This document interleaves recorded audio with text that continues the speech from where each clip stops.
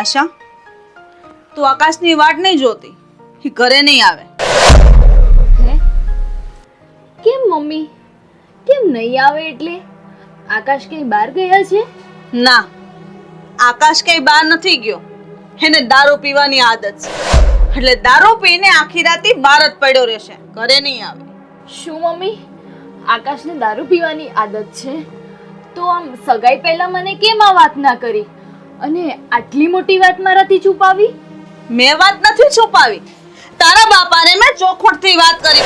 મેં અંધારામાં રાખીને તારા લગ્ન મારા દીકરાએ નથી કર્યા, અને પૂરા 2 લાખ રૂપિયા આપ્યા છે તને આ ઘરમાં લાવવા માટે, મારા ઘરની વહુ બનાવવા માટે. એટલે કે મારા બાપે જ મારો સોદો કર્યો? અને બીજી વાત સાંભળી લે, મારા દીકરાના બંને ફેફસા ખરાબ થઈ ગયા છે. એ જાજુ જીવી શકે ને એમ નથી, એ ટૂંક સમયનો મહેમાન. અને આ વાતની ચોખવટ પણ મેં તારા બાપ હારે કરી હતી, અને હું તને આ ઘરમાં કામવાળી બનાવીને લાવી છું, મારી વહુ બનાવીને નહીં.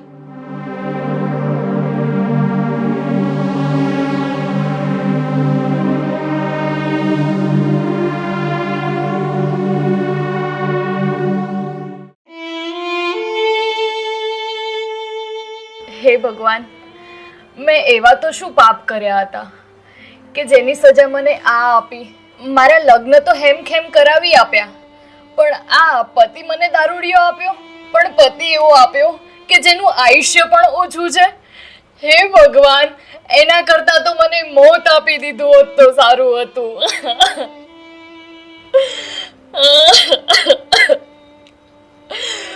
ભગવાન, જો આ દુનિયામાં સૌથી વાલું હોય ને એક દીકરીને, તો એનો બાપ હોય છે.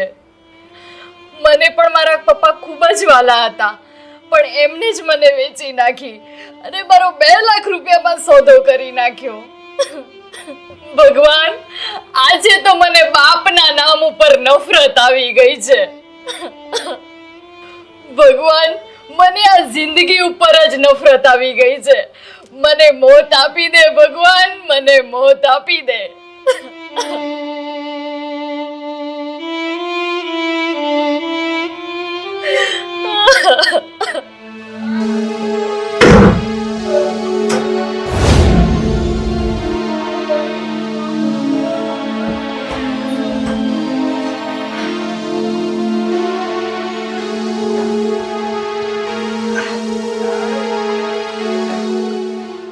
ઊભા થાઓ.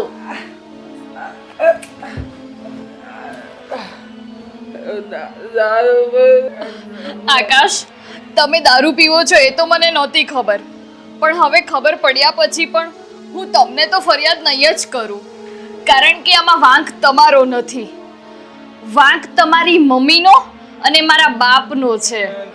એ લોકો આ બધું જાણતા હોવા છતાં મને અંધારામાં રાખી અને મને કૂવામાં નાખી દીધી. બસ આ વાતનો જ મને અફસોસ થાય છે.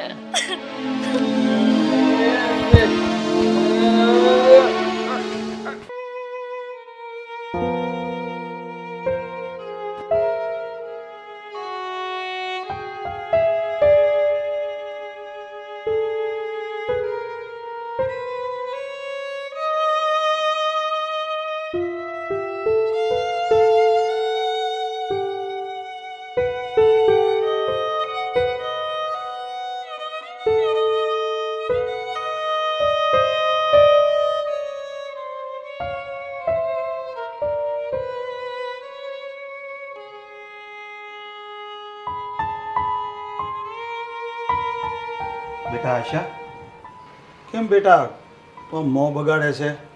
હું અહીંયા આવ્યો એનો તને હરખ ન થયો? જો એક બાપ બનીને આવ્યા હોત ને તો મને જરૂર હરખ થાત, પણ એક બાપના રૂપમાં તમે દીકરીના સોદાગર બનીને આવ્યા છો, એટલે હું મોં બગાડું છું. બેટા, હું જાણું છું કે તું મારાથી નારાજ છો, પણ તું એટલું સમજ કે મેં આ જે કંઈ પણ કર્યું છે ને એ તારા સારા માટે કર્યું છે. અરે આમાં શું સારું કર્યું છે તમે? જરા કહેશો મને? બેટા, હું બધું જ જાણતો હતો કે આકાશના બંને ફેફસા ખલાસ થઈ ગયા છે. એ જાજુ જીવી શકે એમ પણ નથી. અને આ વાત તો તારી સાસુએ જ મને કરી હતી. અરે આ બધું જાણવા છતાં તમે આકાશ સાથે મારી સગાઈ કરી અને મને આમ કૂવામાં નાખી દીધી. હા હા, આ બધું જાણવા છતાં મેં તારા લગ્ન આકાશ સાથે કર્યા. કારણ કે આકાશની પાસે ગામડામાં 500 વીઘા જમીન છે. અરે શહેરમાં ઘરનું ઘર છે, 5 દુકાન છે. અરે આવી તો લાખો રૂપિયાની સંપત્તિ છે આકાશ પાસે. અને આકાશ ગુજરી જાય પછી તો આ બધી મિલકત તારા નામે થઈ જવાની છે ને. પપ્પા, તમે મને જમવા માટે સોનાની થાળી તો આપી, પણ એ થાળીમાં મને જમવા માટે રોટલો નહીં મળે એ તમને ખબર છે? એટલે તું કહેવા શું માંગે છે? અને તમને તો એમ જ હશે ને કે આકાશના મૃત્યુ પછી આ મિલકત મને મળી જશે. તો એ વેમ તમારો ખોટો છે પપ્પા. પપ્પા, આ મારી સાસુ અહીંયા ફક્ત મને આકાશની સેવા કરવા લાવ્યા છે, આ ઘરની વહુ કે વારસદાર બનાવવા માટે નહીં.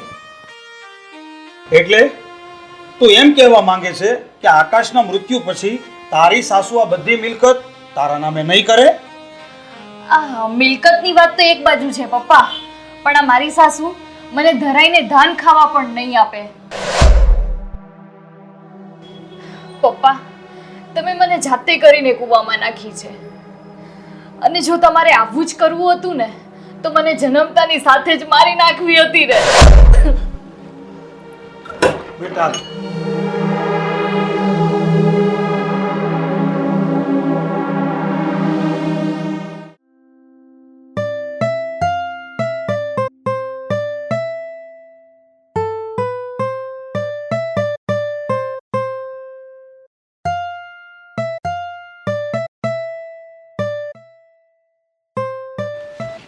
જય શ્રી કૃષ્ણ અરુણાબેન.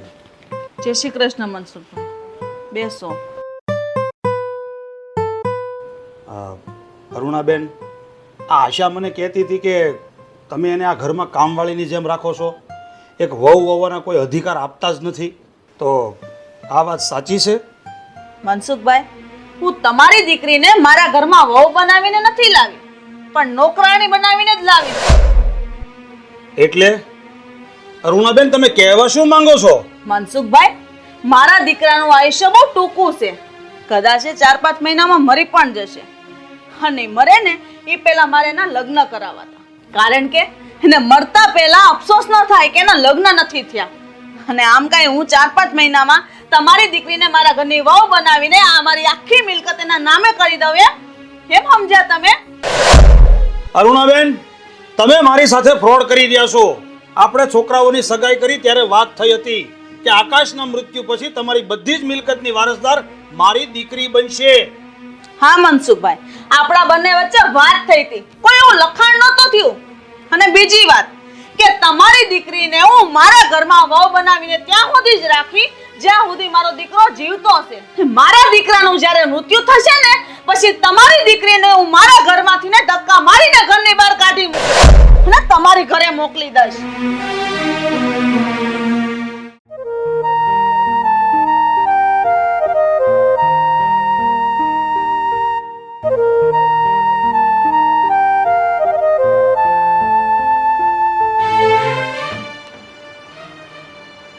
બેટા, આજે મને બધું સમજાઈ ગયું છે કે મેં જે કંઈ પણ કર્યું ને એ મારી ભૂલ હતી.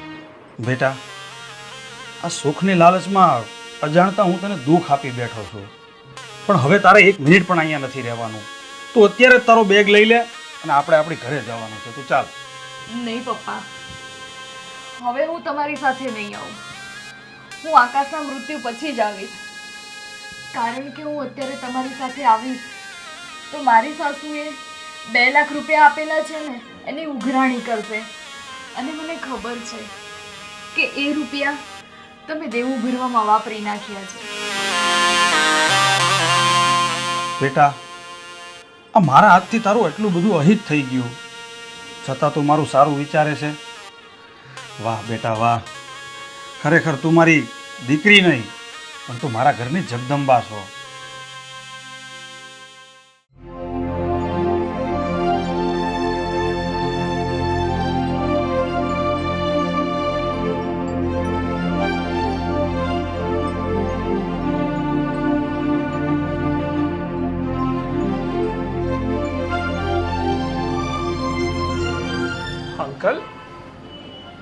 તમે કેમ મને અચાનક બોલાવ્યો? પેલા તું બેસ. હા તો બોલો અંકલ, શું કામ છે મારું? અને આમ અચાનક મને કેમ બોલાવ્યો? બેટા, તું અને આશા બંને સારા દોસ્ત હતા. તમે બંને લગ્ન પણ કરવા માંગતા હતા, પણ મેં તમારી વાતને અવગણીને આશાના લગ્ન આકાશ સાથે કરાવી દીધા.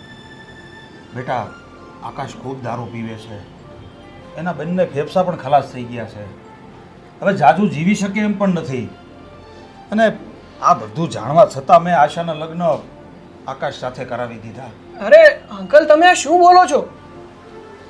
મને તો એ નથી સમજાતું કે તમે બધું જાણતા હોવા છતાં આશાના લગ્ન આકાશ જોડે શું કામ કરાવ્યા? લાલચ, લાલચ બેટા, લાલચ. મને એમ હતું કે જો આશાના લગ્ન આકાશ સાથે થઈ જાય ને તો આકાશના મૃત્યુ પછી એની બધી જ મિલકત આશાના નામે થઈ જાય. કારણ કે આકાશના નામે ગામડે 500 વીઘા જમીન છે, શહેરમાં લાખોની મિલકત છે, 5 દુકાનો છે. પછી બેટા, તો લગ્ન પછી મને ખબર પડી કે આશાની સાસુ આશાને વહુ નહીં પણ નોકરાણી બનાવીને લઈ ગયા છે. તો અંકલ, હવે તમે શું કરશો? આગળ શું વિચાર્યું છે આશા વિશે? બેટા, હું એવું ઈચ્છું છું કે આશાના લગ્ન હવે હું તારી સાથે કરાવી દેવા માંગુ છું. તો તું આશા સાથે લગ્ન કરીશ ને?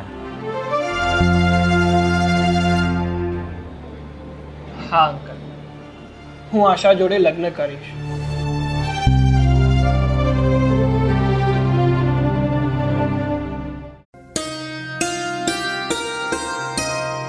જો બેટા, હવે છે ને બધું જ સારું થઈ જશે, એટલે તો કોઈ ચિંતા નહીં કરતી. પપ્પા, આમ તમે મને ક્યાં લઈ જાઓ છો? અરે બેટા, હું તને મંદિરે લઈ જાઉં છું. હવે મંદિરે શું કામ લઈ જાઉં છું ને એ ના પૂછતી, એ તો હું તને મંદિરે જઈને જ કહીશ. ચાલ.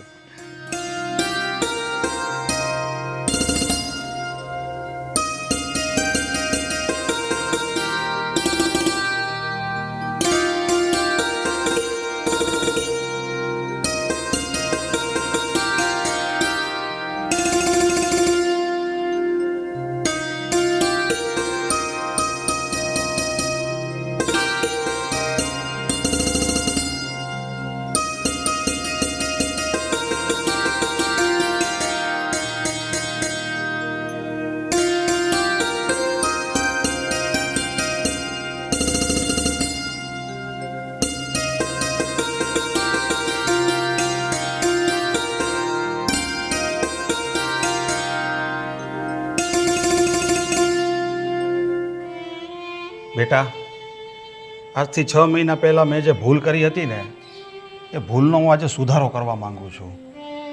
તારા અને રાજના લગ્ન કરાવવા માંગુ છું. અરે પપ્પા, આ તમે શું કહો છો? હા બેટા, આ સાચી વાત છે. અત્યારે જ આ ભગવાનની સાક્ષીએ તારા અને રાજના હું આ મંદિરમાં જ લગ્ન કરાવીશ. પૂજારી બાપા, હવે જે કાંઈ આ લગ્નની વિધિ છે એ તમે પતાવી દો.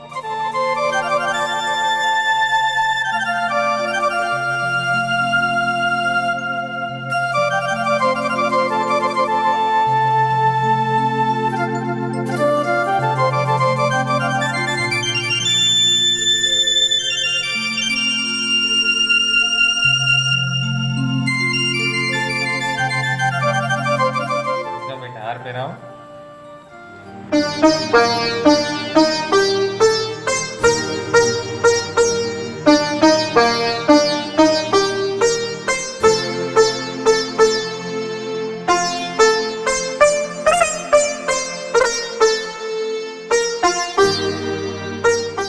ભગવાનને પગે લાગો.